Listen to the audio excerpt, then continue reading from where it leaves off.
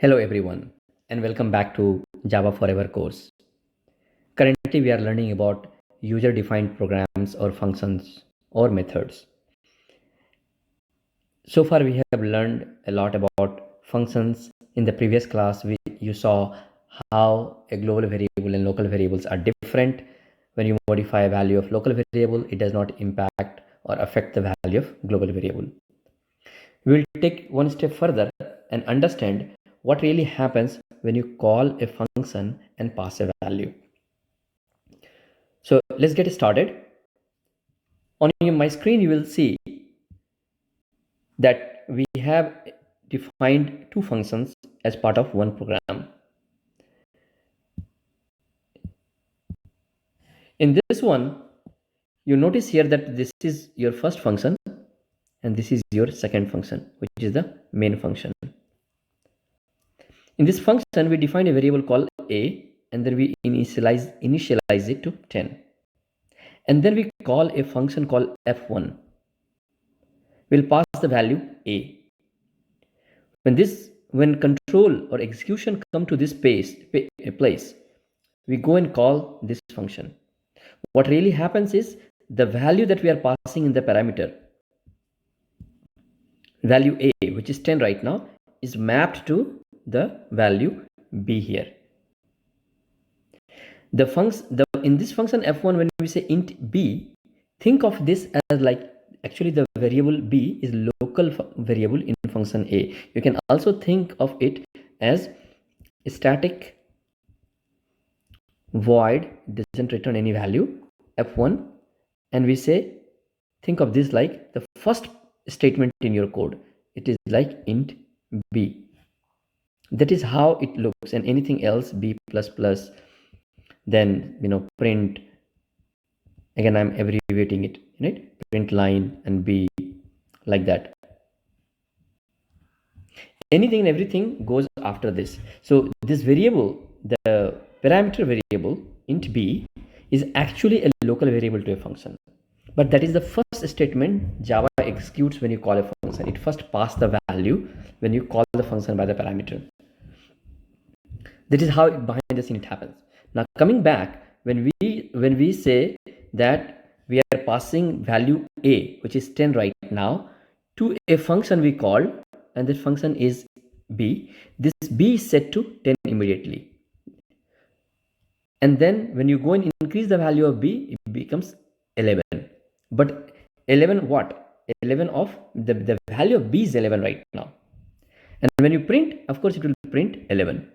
But when you come back and print the value of a here, this value of a is still 10. When we modified the value of b, we modified the value locally here inside this function. It does not affect what we passed here. This is called passing by value. That means it is, if you remember, when you make a call to a method and you come back, whatever you did here, you just forget it. It was all the function f1 was all local. You come back and your value is still same. This scenario is different than global and local. This scenario is when you're calling a function and you're passing a value in that function. So when the function modifies the value, it modifies locally. It does not impact you when you called it. The calling program, in this case, is main. The calling function variables are not changed at all when we called a function. And that is whole idea, or this concept is called passing by value. Now, how does passing by value work? It works on primitive data types. When we say primitive data types, that means we are talking about int variable or double variable, or booleans, is all of that. These type of variables, and notice here that we said int a. So when you pass these basic variables, basic data types, or variables of basic data type, also referred as primitive data type. If you remember, we talked about it in one of the class in the beginning. Primitive data type. These data, when you pass a variable of these data types, then value is unchanged when you call it. The b value of b is inside this f1 function, has nothing to do with main function. Now we'll also take a look at it second scenario, in which we will pass we will pass, even though the names are same, it does not matter. Even though we keep the name same, let's say we call a variable a here. I'm going to write it here. So let's call a variable a here. In a is 10 and we call, and in the function we still call the same, we call int a rather than b. It doesn't matter.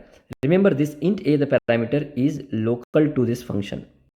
So this a and this a are two different ones, because this a belongs to f1, this a belongs to main method. So even if you pass same variable name, the parameter name could be anything, it does not matter. So the data type is important and the value is important. So when you pass a and you go a here and you modify a, and again this should be a actually. So when you modify a, that doesn't matter, it will still print based on what you modified here local, but this a which was in the main is not impacted. So let's understand this one more time quickly and visually. You have a function here and you have another function. This function is main and this function has variable a, and there is a function called f1 and this also has a variable a as a parameter. When you call this and pass the value here, you always make a copy of the value and pass it to this one. This a is different, this a is different. So if this a was 10, you just pass value as 10 here, but variable a is different here. The value is set to 10, so you pass just the value, that's it. So you are literally making a copy and give it to a. So if you modify anything in a, it is not impacting the calling a here. That's what it really means. Now there is a scenario where when you call a function and you pass an array. If you pass an array, then it's a different story. Let's take a look at it with an example here. Now passing an array in a method is pretty straightforward. It is very similar to what we did in passing a regular variable. You can see in this program here that we have a program and we created an array here, and then once we create and populate an array, then we are calling a variable and passing value a. What is a? A is an array of integers. When you pass a, look at this, what happens. We are going to simply display the value of array, and this time the parameter has to match because a has data type is same as this b parameter. That's how we are able to call it. So when we call this with a, this the a is and b, this time you are not passing a copy because it is an array. It is not simple int.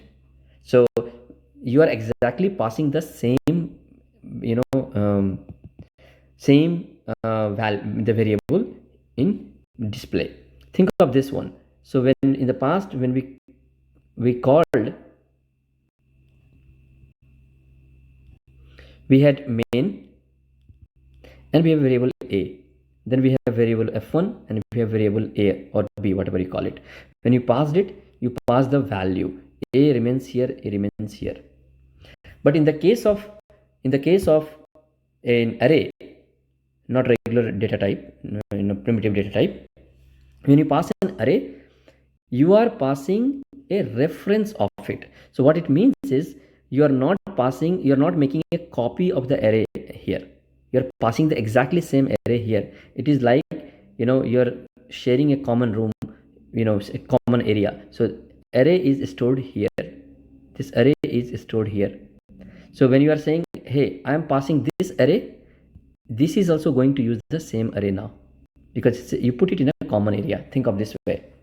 So variables of type object, like array is an object, and I'll talk more about it in the subsequent chapter when we talk about object oriented programming.